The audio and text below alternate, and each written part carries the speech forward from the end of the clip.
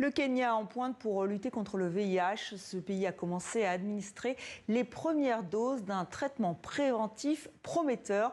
Le protocole est beaucoup moins lourd que d'autres, avec 2 injections par an. Le ministre kényan de la Santé salue un espoir pour des milliers de familles. Les explications de Simon Rondier. Une simple piqûre pour une grande dose d'espoir, celle de mettre fin à la transmission du VIH. Le produit à l'intérieur de cette seringue s'appelle le Lenacapavir. Il est déployé dans la capitale kenyane, ici dans ce centre de santé de Rituta.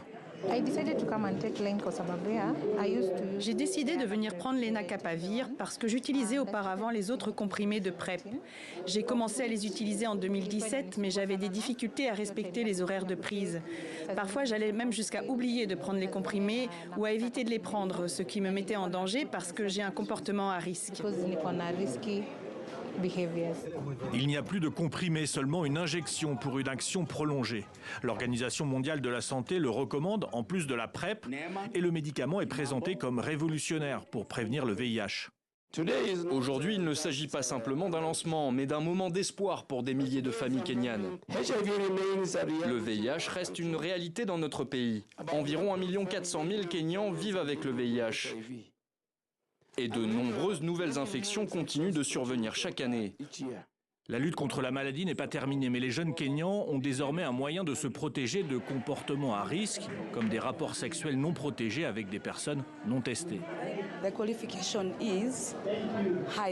Les critères d'éligibilité concernent les personnes à haut risque. Par haut risque, j'entends que vous adoptez un comportement qui pourrait vous exposer à l'infection. Après avoir été testé et confirmé séronégatif, vous devez ensuite être âgé de plus de 15 ans.